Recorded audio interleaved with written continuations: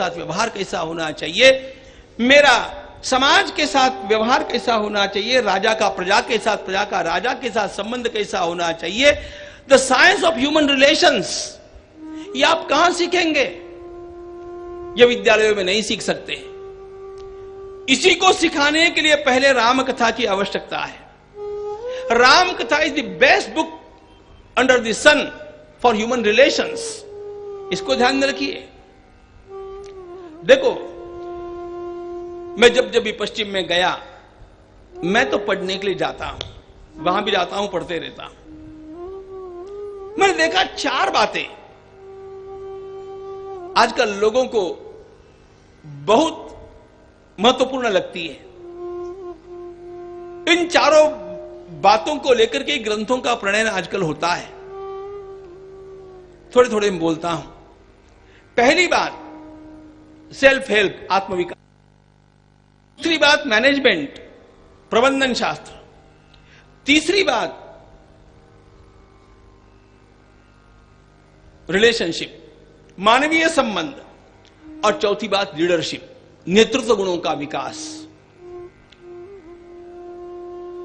जितना भी नया लिखा जा रहा है अंग्रेजी में, वह सब इन 4 के अंतर्गत ही आता है, सब कुछ। जब मैंने इन बातों को अंग्रेजी में पढ़ना आरंभ किया, सत्य बतलाता हूं आपको, मेरे मन में विचार ऐसे आने लग गए कि ये मैं क्या पढ़ रहा हूं। यह सब कुछ इससे भी अच्छा मेरे रामायण में है, यह सब कुछ इससे भी अच्छा मेरे महाभारत में है, यह सब कुछ इससे भी अच्छा मेरे श्रीमद् भागवत में है, योग वासिष्ठ में है और समर्थ गुरु रामदास स्वामी के दासबोध में है। यह सब कुछ जितना सुंदर आपको अपने ग्रंथों में मिलेगा, उतना अभी तक लिखा जाना है अंग्रेजी में। विश्वास कीजिए, टेक इट फ्रॉम मी। सबसे आरंभ में राम कथा से नीति सीखे। संत श्री गुलाबराव महाराज ने एक सुंदर बात कही। 20-22 वर्ष का होने तक व्यक्ति को राम कथा का खूब श्रवण करना चाहिए, राम कथा खूब पढ़नी चाहिए, ताकि मर्यादापूर्ण जीवन कैसा जिया जाए, सबके साथ मेरा व्यवहार कैसा हो, इसके सारे संस्कार उस समय वह प्राप्त कर सकता है। इसलिए 20-22 वर्ष का होने तक राम कथा से नीति सीखे। उसके पश्चात का जो जीवन है वह संघर्ष का जीवन है। कृष्ण कथा से यानी महाभारत से विजय की युक्ति सीखे।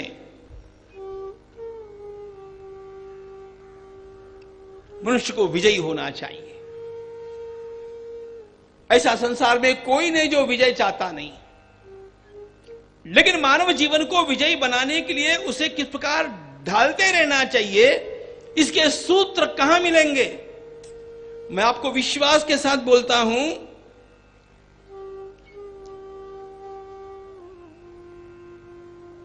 संसार के सारे ग्रंथों को एक ओर कर दीजिए और अकेले महाभारत को दूसरी ओर कीजिए। मानव जीवन को सफल बनाने के लिए सर्वोच्च ग्रंथ केवल महाभारत है, जो विजय की युक्तियां आपको देगा। महाभारत का फल ही है। फिर उधर आएंगे।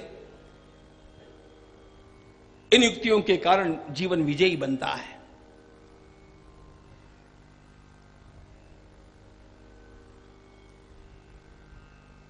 जाते जाते एक बात बतला देता हूं। महाभारत का ग्रंथ घर में रखना कि नहीं रखना, इसके बारे में लोगों के मन में इतने सारे संभ्रम, अंधों के समान हमारी मान्यताएं। मैंने इसको खोजने के लिए पूरे महाभारत को टटोला और मुझे क्या मिला पता है? जिसके घर में महाभारत का ग्रंथ रहेगा वो जहां जाएगा विजयी होकर के ही आएगा। महाभारत के फलश्रुति में भारतम भवने यस्य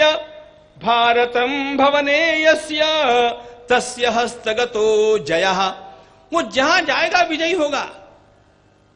वो क्यों विजयी होगा ये मैं अभी बाद में बतलाऊंगा, लेकिन महाभारत विजय का ग्रंथ है, सफलता का ग्रंथ है। The highest book for success it's Mahabharat.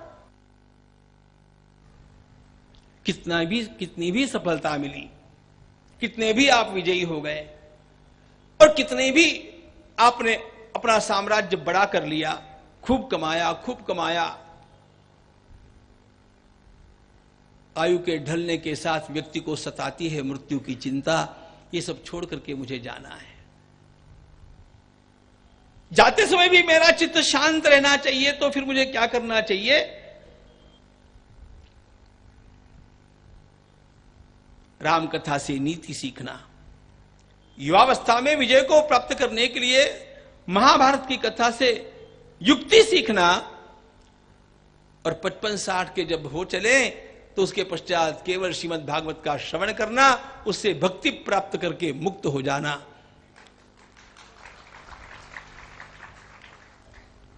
Not just the science of living but also, not just the art of living but the art of leaving the world also.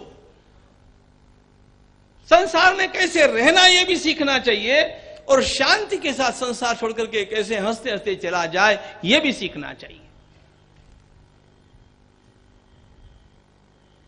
यह कोर्स है रामकृष्ण हरि। 20-22 वर्ष के होने तक राम कथा, संघर्ष का समय आता है 22 वर्ष के पश्चात। आप चाहे चाहे ना चाहे आपको संघर्ष करना पड़ता है। There is competition, cut throat competition, there is jealousy. इतने सारे प्रकार के लोग आपके सामने आते हैं कि आप निर्णय नहीं ले सकते क्या करना चाहिए। उस समय महाभारत काम आता है। इसलिए महाभारत से युक्ति और उसके पश्चात श्रीमद् भागवत से भक्ति और मुक्ति, यह संपूर्ण मानव जीवन का व्यवस्थापन है, प्रबंधन है। इसको ध्यान में लीजिए। एक बात हम लोगों ने देखी, महाभारत से विजय की युक्तियां सीखना, यह कैसे होता है जरा सोच लीजिए। किसी भी प्रसंग में हम सफल होंगे अथवा नहीं होंगे, यह केवल एक बात पर निर्भर करता है।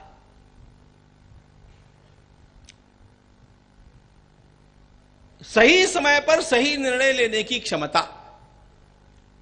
मनुष्य सही समय पर सही निर्णय लेता चला गया तो वह सफल ही होता जाता है। जब कभी आप असफल हुए हो तो याद कीजिएगा, निश्चित रूप से आपका निर्णय गलत था या सही निर्णय लेने में आपने विलंब कर दिया था। सही निर्णय सही समय पर लेने की जो क्षमता है उसी को कहते हैं विवेक।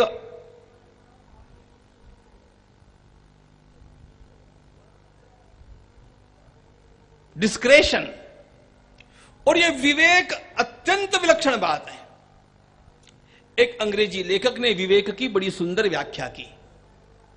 उसने कहा, discretion is a thin border line between success and risk. विवेक एक ऐसी सीमा रेखा है जो बहुत धुंधली है और बहुत पतली भी है, जिसके आप इस ओर मुड़े तो पतन के गर्त में चले जाएंगे और दूसरी ओर झुक गए तो विजय के शिखर को छू लेंगे। डिस्क्रेशन, इसके लिए विवेक की आवश्यकता है। यह विवेक जिसका जितना जागरूक होगा, फिर से सुनिए, यह विवेक जिसका जितना जागरूक होगा उतना वो सफल होता जाएगा, और यह विवेक जिसका जितना धुंधला होगा उतना वो असफल होता जाएगा। सारे विश्व के महापुरुषों के इतिहास इसके साक्षी है। इस विवेक को हमारे भीतर निर्माण कैसे किया जाए? संत ज्ञानेश्वर महाराज, जिनका अलौकिक भाष्य ज्ञानेश्वरी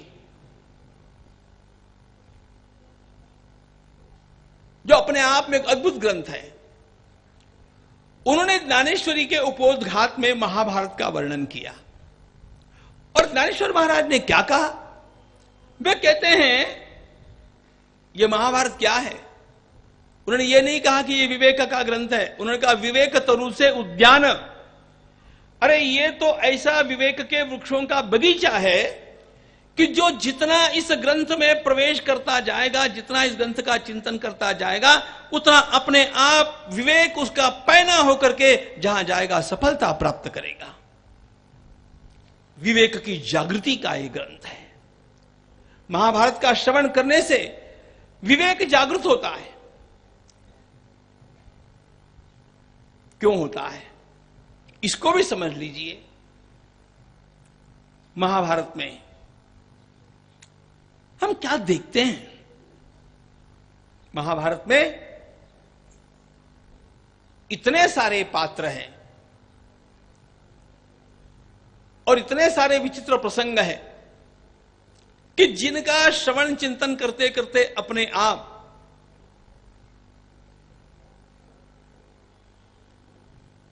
हमारा विवेक अधिकाधिक पैना होता जाता है। Sharpening the saw.